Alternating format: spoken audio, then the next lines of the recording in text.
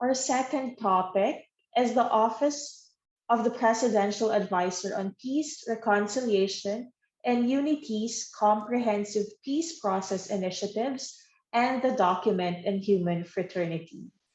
This will also give us a glimpse of how the document can be used as a guide to peace building initiatives. Our speaker for this topic is the Director of the Social Healing and Peace Building Department of the Office of the Presidential Advisor on Peace, Reconciliation, and Unity. Let's welcome, with a virtual applause, Ms. Vanessa Bianca S. Caliarco. Hello po. Good morning, everyone. Assalamualaikum. And thank you very much for all our attendees who are online today. I'll also be sharing my screen. Let me just pull up my slide as well. Okay, once again, good morning, everyone. Assalamualaikum. And magandang umaga at mapayapang umaga po sa ating lahat. I'll be sharing with you some of the updates on the 6-point Peace and Development Agenda, as well as the current efforts in the operationalization of the Human Fraternity document. So this is one of the platforms po that we have been mainstreaming as well, no, yung ating Executive Order 570 or yung ating mainstreaming peace education. So we'd like to, of course, recognize our partner, the Ateneo de Davao University, for really spearheading these efforts as we continuously roll out the HFD document. Ayan po. So in 2016, when the President provided his inaugural address, he mentioned that on the domestic front, we will be continuously committed to implement all the signed peace agreements in step with the constitutional and legal reforms. So to operationalize this, the 6-point Peace and Development Agenda was formulated. So this constitutes the different peace process that we are currently working on. And similarly, there are also different developments on this particular agenda. Nagkaroon lang din po ito ng pagbabago, no, at the midterm of the administration, when some of the efforts were also recalibrated, such as in the context of the third agenda, yung ating local peace engagements. So currently we are operationalizing yung ating Executive Order 70 or the whole of nation approach on the NTF LCAC natin. So similarly, with the advent of COVID-19, there are some timelines that had to be moved due to the impact of the global pandemic. So the first two agenda are focused na dun po sa ating region in the Bangsamoro Autonomous Region in Muslim Mindanao, or yung ating island provinces of Basilan, Sulu, and Tawi-Tawi, and also yung portions natin on Central Mindanao. So currently, under the GPH-MILF peace process, we are implementing yung ating comprehensive agreement on the Bangsamoro.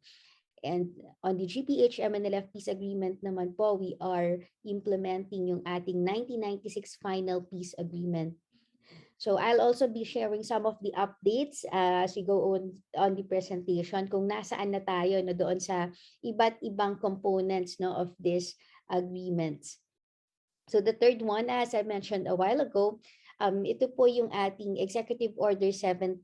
So the OPAP focuses on the localized peace engagements together with the DILG. Similarly, we support yung iba't ibang clusters, no, kagaya ng ating SOCBEM cluster, where the sectoral concerns are lodged, particularly as we engage yung ating mga sectors ng kababaihan and kabataan-kababaihan, and also yung ating mga youth and indigenous people and communities.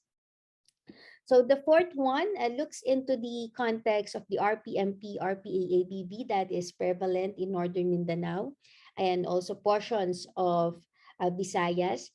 And meron din po dito yung kasama sa ating closure agreements, yung context naman, no, dun sa ating Cordillera Administrative Region with the CBA-CPLA. So the number 5 and the number 6 talks about the complementary support that we have in the four aforementioned peace tables. So this looks into the component on social healing and peace building. And this is also where our support to the National Action Plan on Preventing, Countering Violent Extremism is lodged. Similarly, we are currently implementing the pamana or yung payapa at masaganang pamayanan to also look into the socio-economic interventions in the conflict-affected and conflict vulnerable areas.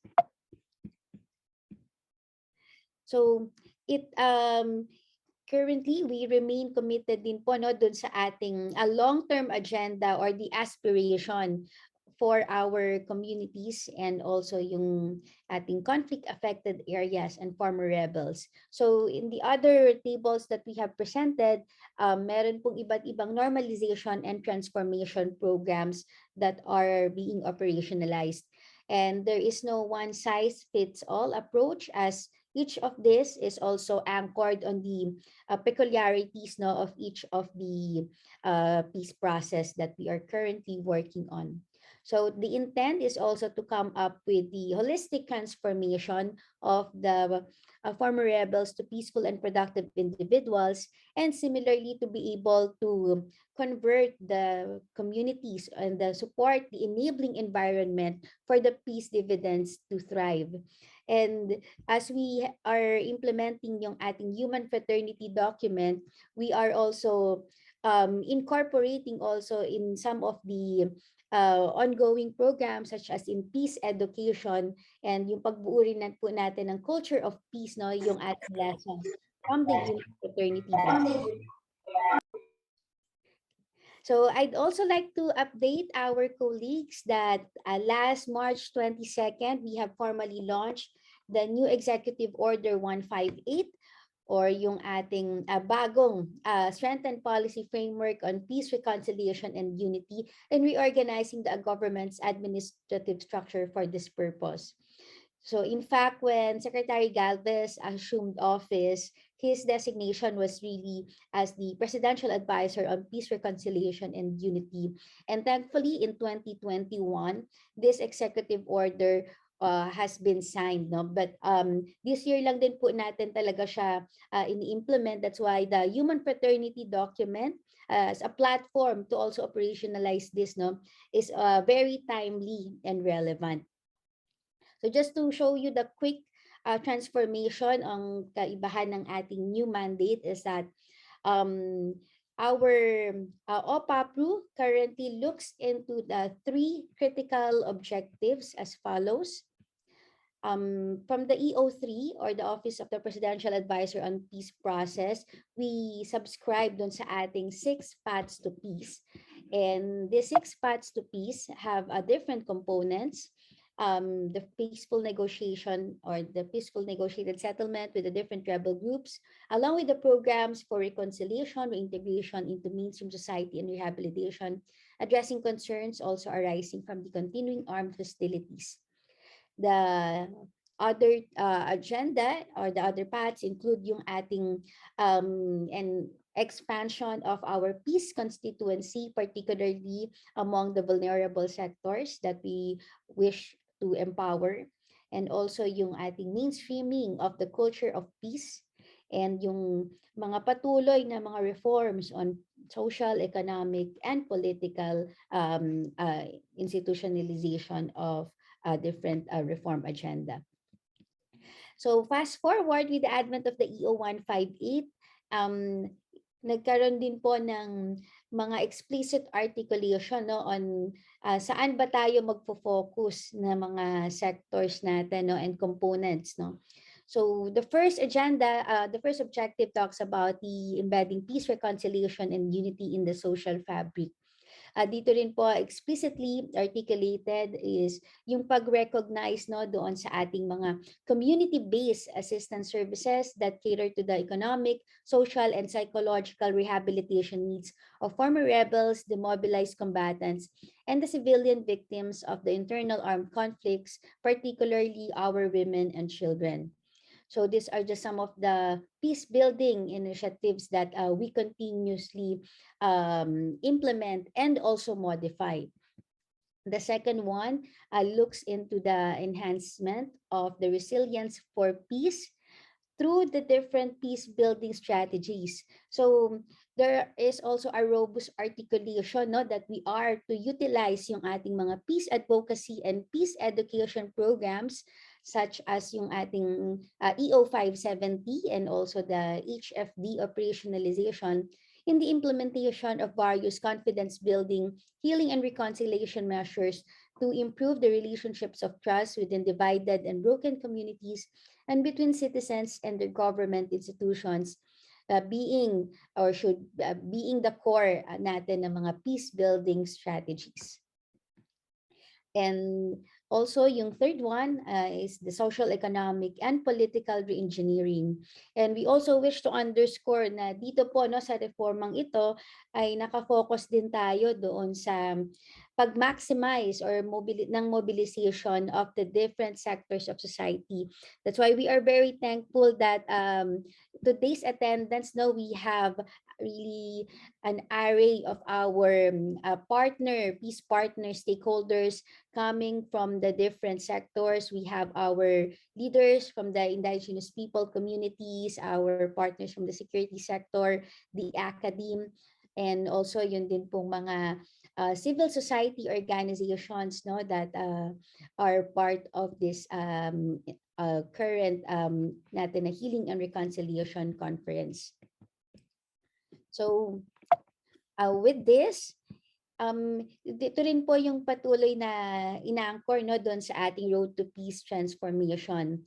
So at the moment, these are also incorporated in our long-term agenda such as the Ambition 2040 and the Philippine Development Plan. The Chapter 17 has a dedicated chapter on security, justice, and peace, kung saan nakapaloob din no, yung ating 6-point peace and development agenda and explicit na pag-focus din also doon no, yung ating programs for the different sectors such as the program on women peace and security, the youth peace and security, and also yung ating preventing and countering violent extremism.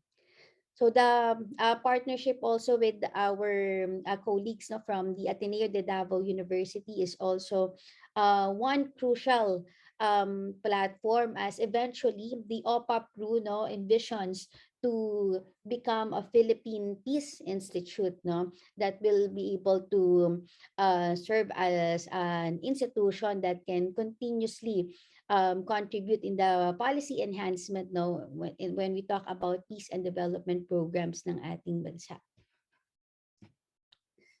So in a nutshell no ito po yung ating 6-point peace and development agenda that the other one that I presented is basically yung ating mga programs, but when we talk about the implementation nito no all in all we envision that we are able to transform our environment no conducive no for our peace and development initiatives to thrive.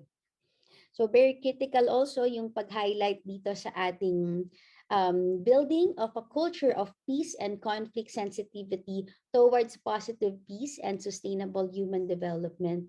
And again, this is the particular agenda kung saan we are really envisioning po no, na makatulong yung ating human fraternity document that was initially discussed as well no, in our session 1.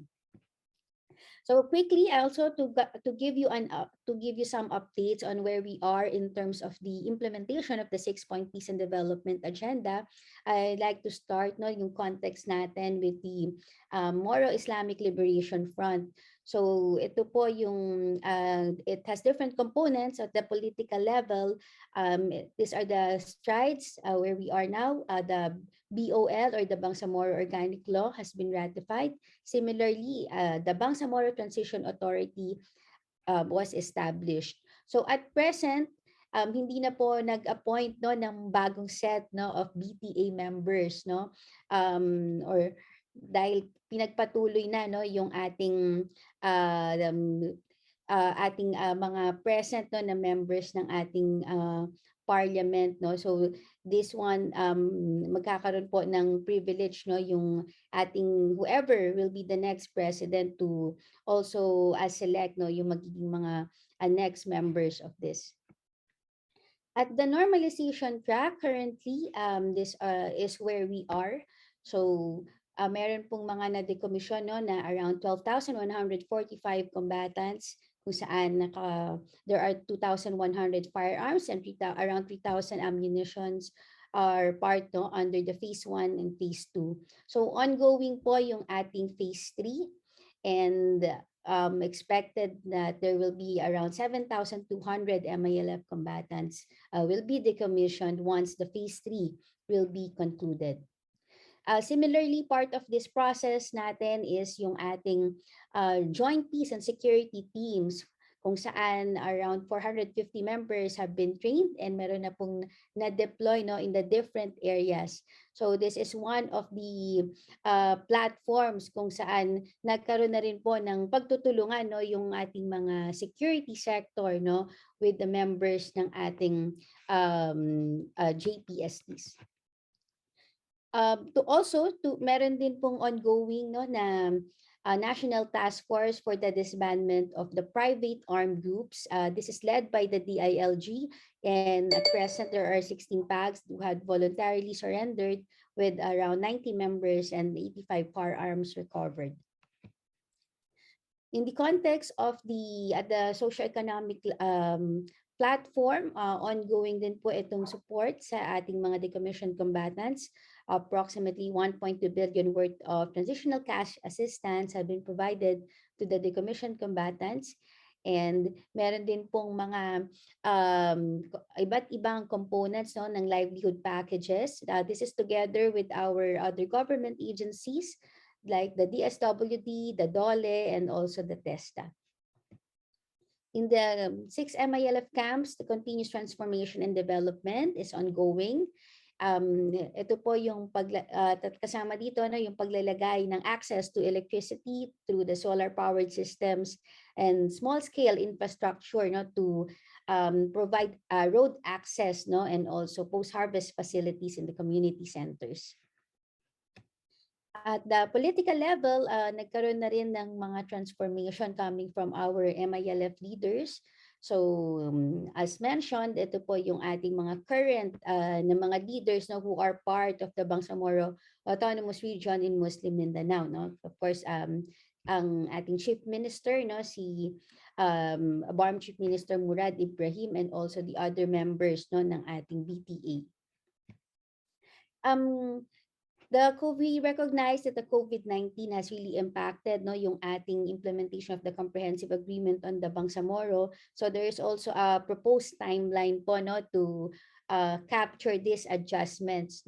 And I just want to also highlight na kaakibat din po nito no, yung iba't ibang components niya. Meron tayong specific component on transitional justice and reconciliation. So this is also where we are envisioning no, yung critical role ng ating human fraternity document. As part of this, no, yung sa component natin ng guarantee of non-recurrence is also looking at the mainstreaming of the peace education no, as one of the deliverables no, na pwede po nating ipasok dito sa ating transitional justice and reconciliation component. As at present, no, yung roadmap for this one is still subject for approval no, ng ating two parties. No? So meanwhile, also to provide you update no, doon sa ating second na Peace and Development Agenda, we have the context of the GPH and the Moro National Liberation Front. We are currently engaging the two coordinating committees that is led by the Miswari group no, and yung ating SEMA group. Similarly, yung ating re-engagement with the Organization of Islamic Cooperation to facilitate the completion of the remaining commitments under the 1996 Final Peace Agreement. So kasama po dito yung BIDAF, the Bangsamoro Development Assistance Fund, and the Tripartite Implementation Monitoring Committee. Like the MILF Comprehensive Agreement on the Bangsamoro, the GPHMI, no, meron din pong kaakibat no na roadmap that yung para sa ating GPHMNLF peace roadmap. So this one din no, meron din siyang component no ng community healing and reconciliation. And currently meron pong mga iba't ibang mga programs also dito, like yung pag-maximize ng ating mga MNLF women leaders no as key na actors no that who have a critical role no in the community healing and reconciliation no in their respective communities. Similarly din po no yung mga kabataan no na as mga future no na mga ng ating mga communities no. So part of this also yung we are introducing din po no yung human fraternity document natin no among our peace partners no under the GPH-MNLF Peace Roadmap. So also as an update in terms of the implementation ng ating 1996 FPA, we are in the process of looking no kung paano pa po ma-address yung mga gaps no such as through the MNLF transformation program and yung ating pagkakaroon ng profiling no with the MNLF combatants in Sulu. Previously, unlike the GPH-MILF mechanism, no, wala po itong mga security mechanisms before when the 1996 FPA no has been implemented. But now, no, the need for this kinds of mechanisms, no, has been recognized. That's why meron na pong mga nabuong mga joint bodies and mechanisms also no to look at no the MNLF context. The other agenda that we have is yung ating commitment to the Executive Order 70 or yung ating National Task Force to End the Local Communist Armed Conflict. Currently, we are supporting together with the DILG the mainstreaming of the local peace engagements. So wherein community consultations, problem-solving sessions have been done, and also yung mga local peace dialogues no with our former CTG members. Dito rin po there is a context wherein we supported yung pagka-establish po ng Peace Village in Talaingad, Davao del Norte. So this is where the 125 ata Manobo IP families from Haran reintegrated and provided with shelter. Ongoing pa rin po no, yung healing and reconciliation activities natin. There is an IP healing and reconciliation framework that is being formulated, and that framework po no, of course the intent is to be able to capture already the existing narratives no because of we recognize also na meron ng mga existing practices on the ground, so those are the narratives po that we would like to capture no as part of that IP healing and reconciliation framework. Secretary Galvez, it's also as the chair of the Courts 3. So meron lang din po kaming mga particular interventions no, that are happening in the Region 3. Kasama rin po dito no, yung pag-focus doon sa ating mga youth sectors no, through the support doon sa KK program ng mga youth members together with the PNP, and also yung mga ongoing po na mga financial assistance in provision doon sa mga barangays in Region 3, in selected barangays. Currently, there is also a transformation program that is being developed. So this is not yet final, but we just also wish to underscore no, na kasama po doon sa EO 15 natin, no, yung robust articulation natin ng healing and reconciliation. Kaya kung mapapansin nyo, no, among the agenda, no, there is really an explicit na pagtingin po no, doon sa mga components ng transitional justice, community healing and reconciliation, social healing and reconciliation. So meanwhile, sa program 4 or yung fourth agenda natin, yung signing ng ating clarificatory implementing document between the GPH and the RPMP-RPA-ABB Tabara Paduana Group 19 years after the 2000 peace agreement. So, like the other programs, no, meron din siyang normalization program that has different components. And kasama pa rin dito, no, yung pagtingin sa ating mga sectors, no, yung ating mga kababaihan, kabataan. For the women, there is a Kapatiran Women Transformation Program as well that is being rolled out. And meron din po siyang component, no, on healing and reconciliation. So also just a quick update, the 3-year normalization program is ongoing, kung saan nagkaroon na po ng also ng mga members na na-decommission and firearms that have been demilitarized. There were community defense units, no, that have been created, and the settlement sites have been established also. So this is part where they can also have access, no, dun sa kanilang mga basic services. So in terms of the support sa kanilang mga livelihood, yung iba pong mga members, no, they are now employed as bantay gubat. And part of the peace dividends, yung provision also, no, ng health insurance among the members and individuals ng kapatiran. So for the context naman ng CBA-CPLA, so this is the one that is prevalent in the northern Luzon portion of our country. There is also a multi-year program, the 5-year normalization program, and continuing decommissioning process. So around 1,500 members have been decommissioned, wherein around 300 firearms have also been demilitarized. So similarly, meron din po itong multi-year, no, na program that looks into the healing and reconciliation, because we recognize na hindi ito mga overnight, no, na mga interventions, no. This have to be done in a multi-year progression also, highlighting also yung empowerment ng ating mga women, youth, and the indigenous people.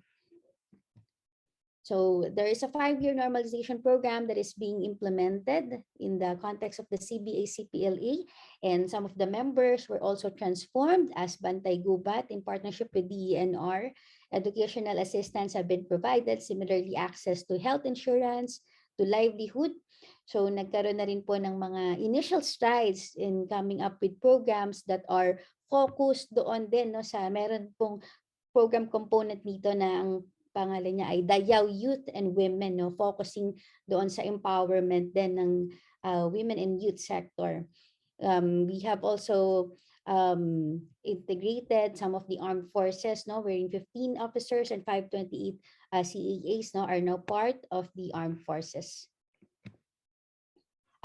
Similarly, yung din pong support doon sa regional autonomy, no, ng ating CAR is ongoing pa din. So I'll before I go to the program 5, let me just also quickly show, no, yung ating program 6, the Payapa at Masaganang Pamayanan. So dito po nakalodge, no, yung ating mga complementary programs in the conflict affected and conflict vulnerable areas.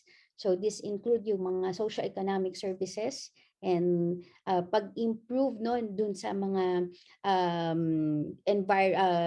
physical condition and environment, no, in the different areas such as in Agusan del Norte, Sultan Kudarat, North Cotabato.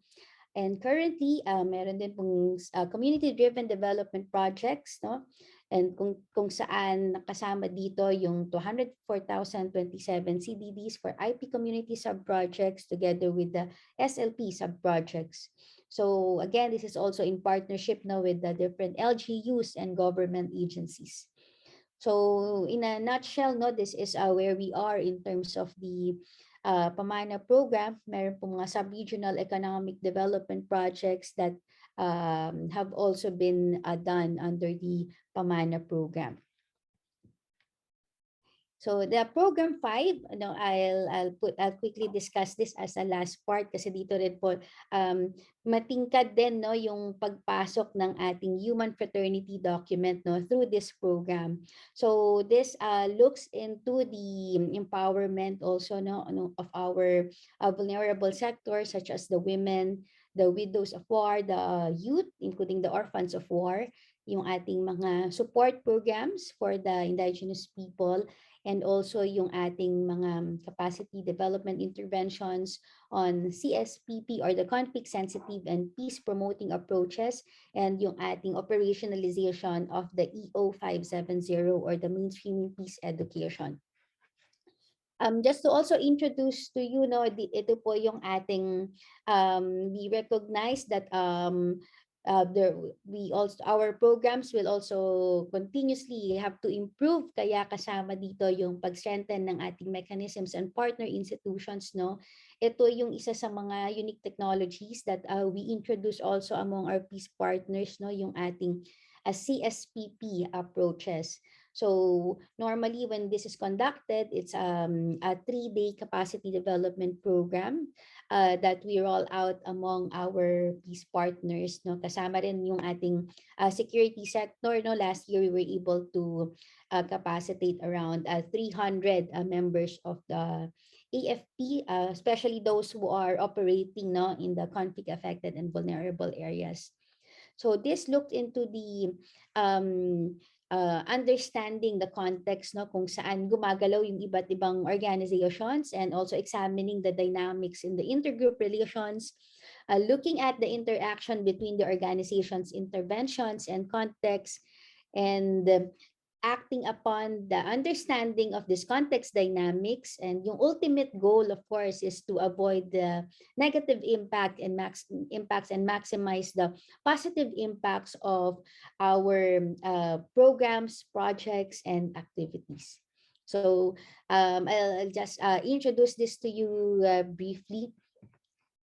So meron din po siyang this is in a nutshell, no, meron siyang 5 steps that we utilize, no, to come up with the CSPP approaches and practice, no. Kasama dito yung iba't ibang tools that we use to analyze the conflict, no. So meron tayong tools like the historical timeline, the conflict tree, similarly yung ating understanding the intervention, yung ating assessment, no, in terms of the risk and opportunity, and yung ating pagtingin, no, dun sa peace and conflict impacts, no, of our intervention. And finally, no, yung continuous na enhancement of our program initiatives, no. So dito rin po we would like to emphasize, no, that when we talk about conflict sensitivity and peace promotion, this is also where naka-anchor yung ating cultural sensitivity and also yung ating gender sensitivity, no? So in terms of further application, no, ng ating human fraternity document, the Ateneo de Davao University, no, is the first institution that had a MOA with OPAP. No, so this was inked in November of 2021. And kasama po ito, no, doon sa serious commitment, no, to continuously partner with our academic institutions, no. I think our colleagues also from MSU are here, no, from the different sites ng MSU na naging partner din natin last year doon sa first ever na OPAP Peace Research Conference. So we are seeing na itong platform na ito, no, is very crucial as we continuously study and further enhance, no, yung ating mga policies when we talk about peace and development. So for this year 2022, we will be opening also the call for applications for the OPAP Research Conference. But for this year, the central theme is going to be on women, peace, and security. Peace education practitioners has also been organized. No, this is composed of our peace education practitioners from the different parts of the country, Luzon, Visayas, Mindanao. And we invite yung ating mga academic partners also who are here, no. If you wish to be part of the COP natin on peace education, please also leave your contact details, no, on the chat box. We had rolled out also a CSPP for our peace ed practitioners, and this is continuous, no, yung ating ding pagcapacitate din sa ating mga youth sector, since The EO 570 focuses talaga doon sa ating mga higher learning institutions. So, but yung atin pong mga informal channels equally, no, should be maximized as a platform to mainstream our peace education. So, kaya we also roll out yung ating mga capdev, no. With the pandemic, some of this were migrated online, but slowly we are now also running face-to-face capacity development programs, especially for the youth. So, still, to support din po, no, yung ating, as part ng ating EO 158, yung continuous na healing and reconciliation and social cohesion. At pag-focus natin, no, ito po yung na-mention ko kanina, at the program 3, yung pag-engage natin, no, dun sa ating mga Ata Manobo tribe, no, that are Palaingod.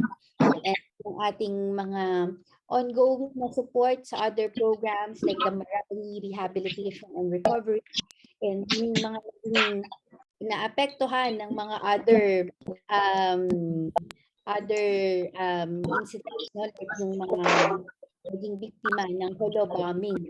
So this is naman po with in partnership with Notre Dame University of Holo. So further, we wish to also incorporate din, no, yung human fraternity document, no, sa ating isang program for the youth. Currently, we are in the process of developing yung ating National Action Plan on Youth, Peace, and Security to concretize the Philippine commitment to the UNSCR 2250, recognizing the unique experiences of our youth before, after, and during conflict situations. So this started way back 2018, wherein isa sa mga na-formulate na recommendation of our youth, no, yung pagkakaroon ng isang YPS agenda. And translating it, no, ito na po yung ating bubuuin, no, na National Action Plan on Youth, Peace, and Security. So, while we are developing that, continuous pa rin yung ating pag-engage, no, sa ating mga youth, lalo na we do not want our youth to be merely beneficiaries of our interventions, kasi mahalaga na kasama sila, no, yung when we say meaningful participation, no, they are really part and parcel of our program interventions. So similarly, this is a complementation din natin dun sa ating National Action Plan on Preventing and Countering Violent Extremism that looks into the youth, no, as part of the vulnerable sector. Currently, we support the different initiatives natin, no, among the youth. There is also an ongoing CapDev together with the Save the Children para sa ating mga youth leaders na core group also, who will be spearheading spearheading peace building activities, no, in Marawi and Lanao del Sur as well. So just to also quickly update you on the timeline, this is where we are. We hope to be able to have a signed executive order within the quarter, and this is part of the efforts to institutionalize also our youth peace and security initiative. So this is also anchored on our Philippine Youth Development Plan, particularly in the component on the peace process. And to capture the narratives of our youth, there are also consultations that have been done, of course, in observation with the minimum health standards. So these were done in areas that have connectivity challenges, but we recognize that these narratives must really be captured as part of our NAP YPS. So in some of the areas, this consultation, no, ay generated through the online platforms and survey tools. And parallel to that, yung mga capacity development also for our youth groups like the SEY or the socially excluded youth in Lanao del Sur. So we have partnered also with our international organizations and local youth groups in this YPS initiative. And dito rin po, no, we will be tapping our colleagues from the peace education sector. Some of our facilitators are also here, some of our resource persons, I think I've seen also online. So we hope that we get to continuously bridge this platform, no, yung ating peace educators and also yung ating mga YPS, no, champions and interventions. So for those of you who want to input, this is the QR code for the questionnaire. So the other platform where we wish to also mainstream yung ating human fraternity document, quickly lang, no, ito pa yung isa pa nating program naman that is focused, no, doon sa ating women, peace and security to operationalize the UNSCR commitment 1325 and 1820, recognizing the unique role of the women in peace building, peacekeeping, and peacemaking. And similarly, no, yung narrative that women becomes a vulnerable sector, no, when it comes to conflict situations. So this is also being implemented at the moment in partnership with the different government and non-government institutions. But I think I'll be skipping this, no, but I'll be sharing my presentation as well. But just to show you, this is also where we anchored our WPS implementation in the Philippines. So at the international level, being a signatory to these commitments, we maintain committed to operationalize our women, peace, and security agenda. Particularly when we talk about conflict-affected areas, no, mahalaga po na nakikita, no, yung lente ng WPS, no. So while we have the mandate under the Magna Carta of Women, no, iba yung pinagdadaanan ng ating population coming from the conflict affected areas. And recently, no, this has been further exacerbated by the COVID-19 situation. And in some portions of our country, even yung natural disasters, no, further escalated, no, the experience of our women. So meron ng human-induced na conflict and meron pa silang pinagdadaanan, no, ng mga natural na calamities, no. So in the BARM area, no, ito po yung current na platform where the initiatives, no, for women, peace and security are large, no.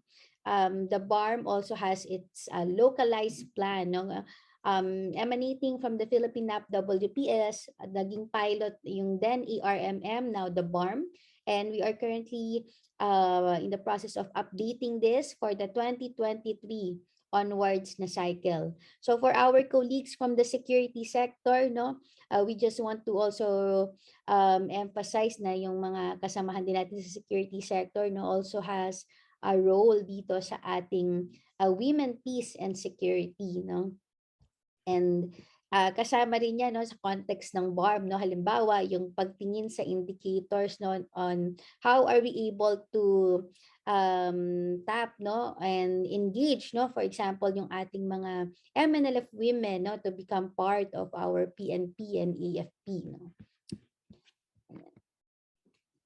So also to further strengthen that, no, we are mandated by law, especially for the government agencies, to utilize at least 5% of our agency budget, no, for our gender and development. And this is what we are pushing forward also, no, na in some areas with conflict affectation, no, we do not only implement the gender and development initiatives, but also look into the women, peace and security component. So in some areas, no, yun na po, ang ginagamit natin is we tap that particular resource, our GAD budget, no, to implement the WPS initiatives, no.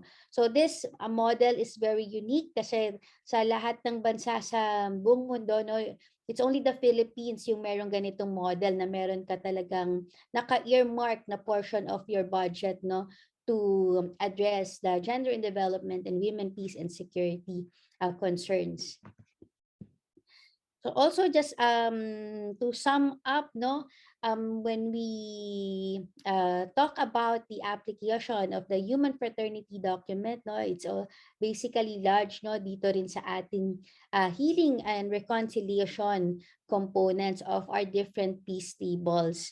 So meron siyang role and contribution, no, dito sa iba't ibang components kasi lahat ng mga ating mga peace process initiatives, no, the recurring theme will always be about healing and reconciliation, no. Nagbabago man yung terminologies natin, kung transitional justice, healing and reconciliation, but we recognize, no, that the healing and reconciliation must be there.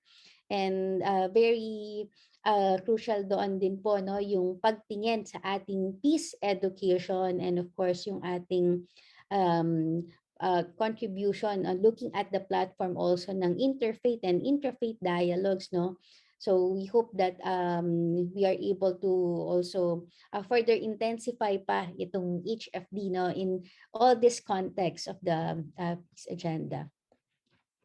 So with that, no, this is basically the summary po nung aming current updates on where we are in terms of the EO 570 mainstreaming in the context of the new executive order of OPAP, and largely yung EO 570 natin, no, that's the platform where we are also envisioning, no, yung ating HFD to be able to mainstream the HFD. No, we have recently also requested for an orientation on the HFD among our OPAP colleagues because we envision that that this HFD platform, no, is going to be vital as we further enhance and develop, no, yung ating mga healing and reconciliation components of the different peace programs. So with that, no, thank you very much, and we hope that we are able to also provide you some of the updates on where we are, and we are looking forward to particularly partner, no, yung ating mga partner with our organizations who are here today kasi the operationalization of the human fraternity document, no, we need also the assistance of our colleagues from the different sectors natin. So with that po, thank you very much and good morning. Thank you, Director Van, for sharing the comprehensive peace process and initiatives of the OPAPRU. No? So dun sa presentation ni Director Van, we already saw how OPAP is putting into praxis the thesis presented in the document of human fraternity through their programs and efforts on the ground. So now it's time for our open forum. If you have a question or would like to extend a point or affirm a segment of the dialogue, please feel free to raise your hand or type them in the chat box. We actually have a few questions already raised in the chat box, and I'd just like to read it out. First, this is a question from one of our participants who wishes to remain anonymous. It says the NTF LCAC faced issues with red tagging. May we know the position of OPAPRU on this? Yes, thank you for that. No, I think this is one of the realities, no, that I think it's also a concern that was raised by our youth groups also, no, yung mga red tagging concerns, no, and OPAPRU as part of the NTF LCAC mechanism, no, we also continuously try to mainstream yung ating conflict sensitive and peace promoting approaches, no. We recognize that there is really realities like that is happening, no, on the ground. So ito rin po yung isa naming patuloy na ini-envision na ma-mainstream, no, among our other member agencies who are part of the NTF LCAP. Thank you, Director Van. Another question. It says information is very crucial in promoting peace, healing, and reconciliation. How does OPAPU fight fake news on social media? That is, I think, one of the challenges, hindi lang ng OPAPRU, no? Kasi with the power of social media, um, yung pag-spread ng information, no, is very easy, one click away that a lot of information gets spread. So sa side ng OPAPRU, we develop yung mga each of the programs that I presented, no, has a dedicated communication plan that looks into the messaging that we need to be espousing. I think yung spread of information is one thing, kasi part ng culture of peace, no, yung pag-ensure na yung na-address natin yung spread of disinformation, no. So yun yung isa sa mga challenges, and I think we have mga joint communication plans, no, doon sa kaninang pinresent ko ng mga peace tables. Halimbawa, the GPH-MILF has joint communication plans. Similarly, internally, the OPAPRU has communication plans, and we are really exhausting all the available traditional and non-traditional media platforms. But at the end of the day, we also want to encourage our colleagues, no, who are present today, na to help us also address, no, yung mga ganyang mga spread of misinformation, kasi to part ng pag mainstream ng ating culture of peace, no, is yung pag mainstream din ng culture of the spreading accurate information and data. So sa ngayon, ang dami nating mga channels where we get our information. So I think it's also as duty bearers, we need to continuously be able to validate din, no, yung nakikita natin ng mga data and resources before we use them as references, and before we use them or pass them, no, to our other colleagues. And it also helps that our peace education partners, no, yung ating mga partners coming from the academe sector, continuously come up with studies, no, kasi itong mga studies na ginagawa ng mga researchers natin, these are resources where we can get empirical evidence, no, para din sa ating further development ng ating mga policies. Kaya we are also launching yung ating OPAP Peace Research Conference, kasi meron pa tayong mga challenges and gaps din, no, lalo na yung age ng digital data banking. It's also important, no. So yun, yung kasama yung OPAP Research Conference din natin sa mga platforms where we hope to be able to gain more empirical data that we can use as evidence for our further policy enhancements then. Yeah, thank you, Director Van. We could only accommodate maybe 2 more questions. I would like to recognize Mr. Gus McLeod. Thank you, Pat. Hello, Director Van. Hello, good morning. Good morning, Pat. Thanks for the very comprehensive and pleasant presentation, Nino. It was very clear, and it offers also those of us in civil society possible windows of interventions or possible pitches for partnerships, if you may.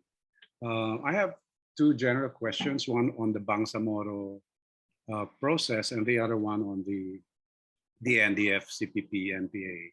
Dun po sa Bangsamoro, while the normalization track is ongoing and a lot of challenges are already, are still, of course, and naturally being faced vis-a-vis the disposition of forces, demobilization, etc.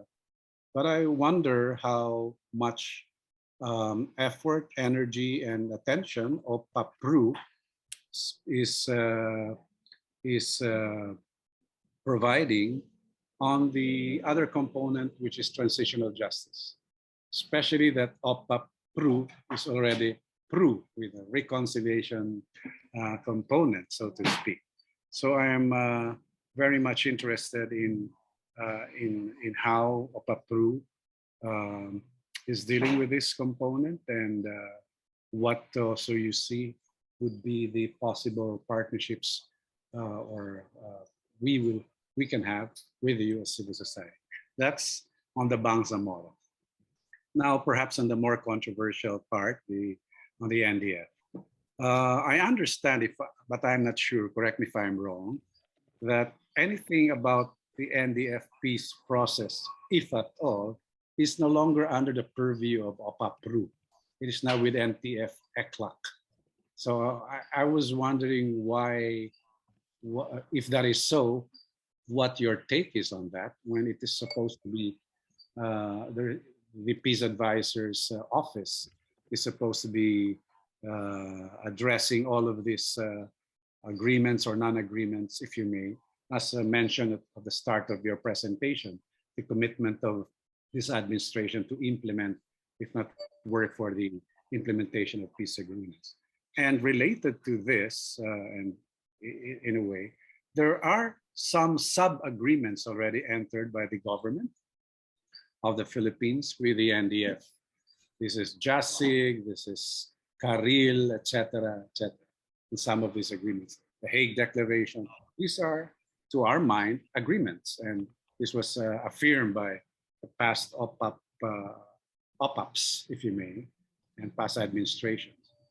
I was wondering how these are now being implemented or being recognized in the light and in the context of this new EO and policies that you have that has now been referred to the NTF ECLAC. And as mentioned earlier, we have a lot of attendant issues and concerns that have surfaced because of these seeming contradictions within and the policies of government, red tagging, etc., etc.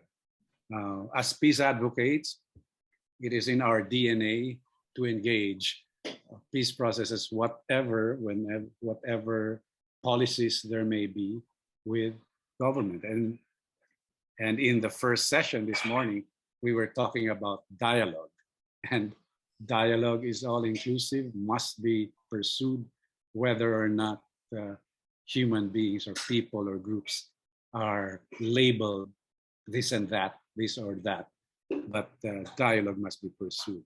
And it is in this context that I would hope, and I would hope that an agency like OPAPRU persists and pursues this, even if it has to lobby within government itself.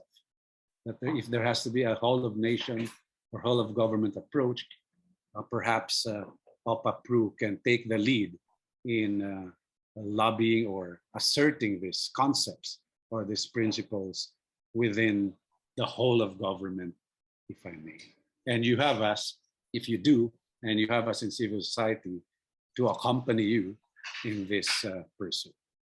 So thank you very much, Ma'am Director. Thank you very much po, Sir Gus.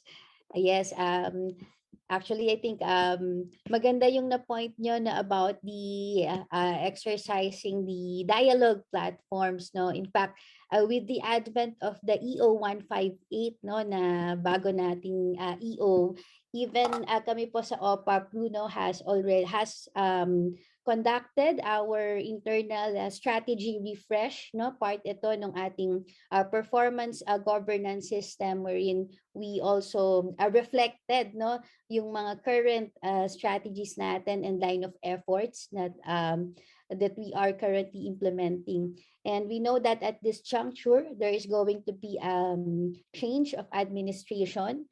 So kasama rin, no, doon sa pine-prepare is yung mga transitional plans that we hope that the next administration will be able to continue, but of course that will be subject din, no, sa magiging peace policy agenda. But I think yung isang ating advantage is we have the EO 158 wherein talagang explicitly pronounced, no, yung ating mga strategies, and as well as looking at this healing and reconciliation platforms as tools natin for peace building. Um, like other organizations, of course, I agree totally, no? Even sa universe of the NTF-LCAC, we have different clusters that are working on the different components ng NTF-LCAC. So for the OPAP, what we are currently focusing then also, no, yung ating local peace engagements as part ng ating recalibrated strategy. So that's the shift po, no, that was applied during the midterm of the Duterte administration. From the high-level negotiations, we shifted to localized peace negotiations, no. So dito rin po, no, yung mas naging focus yung approach natin dun sa iba't ibang areas natin at the provincial level, kaya meron ding mga nakafocus na mga provincial at from the RTF, no, regional task force, to the different provincial task forces. But yung just mention, no, yung atin pong strategy refresh, no, yung pag-recalibrate ng ating performance governance system. A part of that mechanism is yung multi-sector governance, kung saan meron pong mga representante, no, yung ating iba't ibang sectors, no. Aside from our civil society partners, of course, that we truly value, no, the role of our civil society partners. Kasama rin po dito sa ating multi-sector governance, no, yung ating other sectoral concerns like the women, the youth, the academe, no. And isa po itong mechanism that we also regularly consult pagdating dun po doon sa ating programs for OPAP. But yun po, as also yung question on the role of the civil society partners, definitely we welcome po yung inyong support, kasi even as no, we recognize that we do not have the monopoly of knowledge, and there are dynamic realities and emerging realities on the ground that we have to also continuously examine, no, na kakailanganin natin yung help ng ating mga civil society partners, and of course yung iba pa natin po, no, na mga representante, no, from the different sectors, no, in this group call. Meanwhile naman po, on the first question on the transitional justice, I have also invited yung amin pong colleague, no, the division head on ng aming transitional justice. There is a dedicated division po that looks into that to respond on the updates po on our transitional justice. I'd like to call on si Ms. Bambi, ang akin pong colleague from OPAP. Ms. Bambi.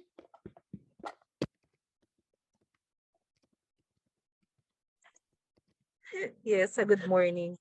As to on the transitional justice aspect of the normalization, of course, the OPAP or OPAPRU, no, established the dedicated unit for TGR, and then at the moment, what we did was in response to the 90+ recommendations of the TGRC report, the ICCMN or our Intercabinet Cluster on Mechanism for Normalization came up with the roadmap as government's proposal to the GPH counterpart, rather the MILF counterparts.